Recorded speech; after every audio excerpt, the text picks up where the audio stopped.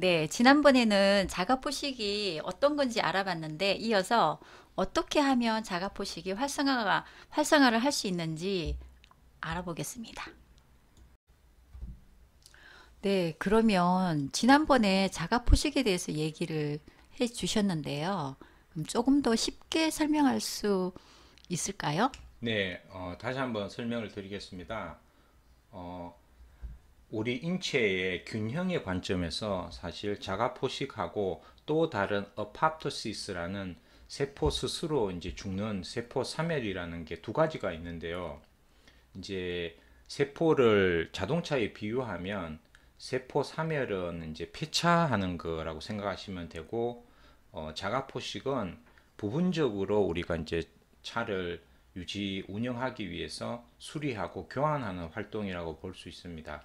아, 네. 그러면 세포 사멸에 대한 부분을 예를 들어서 어떤 것들이 있는 거죠? 네, 세포 사멸은 사실은 세포가 우리 인체 전체의 이익을 위해서 스스로 이제 자살하는 것과 같은 건데요. 쉬운 예를 들면 이런 거죠. 어쨌든 우리 세포 사멸과 자가 포식을 통해서 정식과 균형을 유지하는 건데, 여성분들 매달 월경 주기에 이제 자궁벽 세포들이 스스로 세포 사멸을 일으켜서 이제 떨어져 나가는 예가 세포 사멸의 이제 대표적인 예로 말씀드릴 수 있겠습니다. 아, 네. 그렇군요. 네, 그리고 이제 자가포식 스위치가 언제 온 되느냐 하면 세포에 어떤 스트레스가 가해질 때 자가포식이 이제 발동되는데요. 그 스트레스에는 영양이 결핍된다든지 산소가 부족하다든지 또는 세포 내에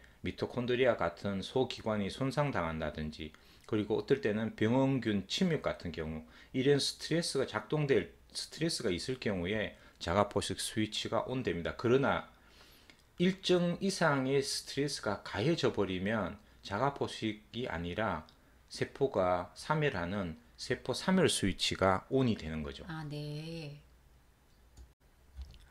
네, 그러면 자가포식을 생활 속에서 어떻게 조절이 가능한 거죠? 네, 자가포식 조절 방법에 대해서 기전을 조금 설명을 드리겠습니다. 자가포식을 세포 내에서 이제 조절하는 물질에 여러 가지가 있는데, 그 대표적으로 AMPK라는 거와 mTOR라는 게 있습니다. 이 두 가지를 설명을 드려야 생활 속에서 우리가 어떻게 자가포식을 활성화시킬 수 있는지를 잘 이제 이해할 수 있습니다. 첫 번째, 네. 저기 뭐지? 그러면 AMPK, mTOR가 되게 어려운 것 같아요, 말이. 네, 이제 그 신호 전달 체계에 나오는 용어이기 때문에 네.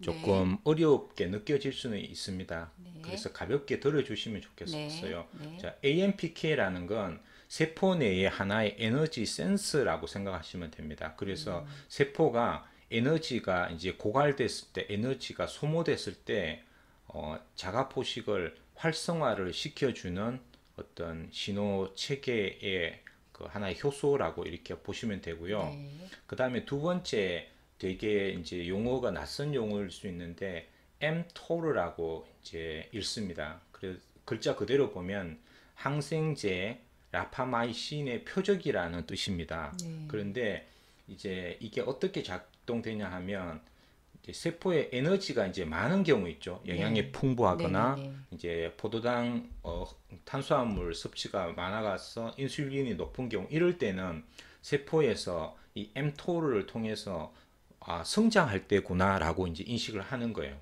그러면 성장할 때라는 것은 뭐예요? 세포 성장을 촉진시키는 거죠. 그래서 이제 근육을 키울 때 이제 필요한 거다, 이렇게 보시면 되죠. 자, 이렇게 세포가 성장할 때는 쓰레기를 치우고 재활용하는 모두가 당연히 억제되겠죠. 그래서 mTOR가 활성화되면 자가 포식이 이제 억제가 됩니다. 이와는 반대로 칼로리를 제한했을 경우는 세포가 이제 에너지가 적다라고 인식하겠죠. 그렇게 되면 이제 위기에 대비해야 되겠구나라고 세포가 인식하는 거예요.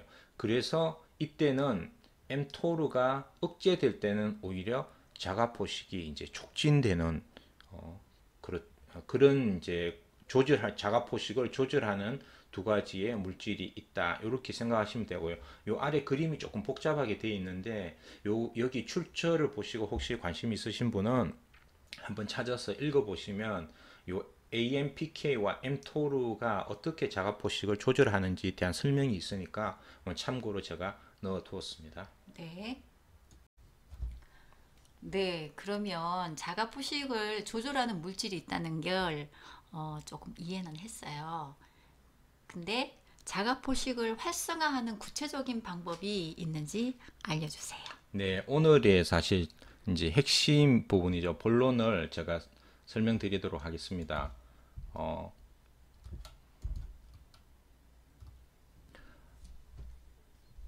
자가포식을 활성화시키는 어떤 요소들은 에너지가 고갈됐을 때 또는 기아 상태, 그 다음에 영양 신호가 줄어들 때, 그 다음에 인슐린 레벨이 이제 낮아질 때가 활성화시키는 이제 요소라고 볼 수 있습니다. 그래서 생활 속에서 구체적으로 이걸 어떻게 실천할 거냐라는 부분은 제가 네 가지 정도로 정리를 했는데요. 우선 첫 번째로 제일 활성화시키는 가장 간단한 방법은 바로 단식이나 금식입니다. 그래서 간헐적 단식이라든지 FMD라든지 또 단식 금식을 활용하는 디톡스 프로그램 같은 거 이런 것들이 대표적인 예라고 할 수 있습니다. 그러면 FMD라는 게 뭐예요? FMD라는 거는 타임지에서 선정한 세계 건강 전문가 50인에 이제 뽑힌 발터 롱고라는 분이 이제 추천하는 장수와 질병 예방법 중에 하나인 어떤 프로그램인데요. 이거는 몸은 사실은 단식한다고 느끼지만 세포에 영양분을 실제로 이제 공급하는 건데 간단하게 설명드리면 예를 들어서 한 달에 한 5일 정도를요. 네. 5일 정도를 칼로리를 평상시보다 한 40% 정도 그러니까 한 800에서 1100kcal 칼로리 정도 이제 적게 섭취하는 방법인데 이런 방식의 다이어트를 통해서 건강하고 이제 그 장수할 수 있다는 이제 그런 하나의 프로그램으로 이제 생각하시면 돼요. 국내에서 또 이제 방송에서 이렇게 한번 방송이 된 걸로 제가 알고 있습니다. 네. 네, 그 다음에는 이제 또 운동이 되겠습니다. 그래서 30분 이상의 유산소 운동을 한다거나, 그 다음에 HIIT라고 제가 적어놨는데, 요거는 이제 고강도 인터벌 운동입니다. 네. 그리고 또한 요가가 자가포식을 활성화하는데 굉장히 좋은 방법으로 운동 방법을 알려져 있고요. 그 다음에 또 하나는 영양 신호를 이제 줄여주는 방법인데 우리가 아미노산 공급을 일시적으로 제한하는 겁니다. 그래서 일시적으로 단백질을 이제 제한하는 방법도 될 수 있고요. 그 다음에 여기 보시면 인슐린 레벨을 낮춘다는 게 있죠. 외부 요소에. 그것처럼 저탄고지 다이어트라든지 또 스위치온 다이어트 같은 탄수화물 줄이는 그런 다이어트 방법도 좋은 실천 방법이 될 수 있고요. 또 건강에서 가장 필수적인 부분, 수면.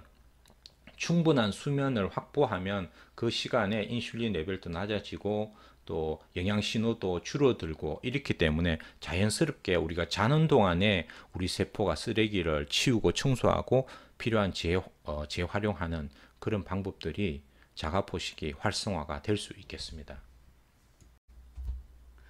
네, 그러면 자가 포식이 노화 방지, 질병 예방 등의 전반적인 세포 건강을 위해서 자가 포식을 활성화하는 여러 가지 방법이 있군요. 네, 그렇습니다. 네, 하지만 너무 가다해질 경우도 피해야 할 것 같습니다. 네, 일시적 단백질 제한이 자가포식을 활성화할 수는 있지만 우리가 단백질을 계속해서 제한할 수는 없죠. 그래서 우리 인체는 균형이 그래서 중요하다고 이렇게 말씀드릴 수 있겠습니다. 네, 자가 포식이 어떤 건지 그리고 활성화하는 방법에 대해서 굉장히 유용한 시간이었습니다. 네. 그러면 오늘 공부한 이 시간이 조금이라도 도움이 되셨다면 좋아요, 구독 부탁드리겠습니다. 네, 감사합니다. 네, 여러분 고맙습니다. 감사합니다.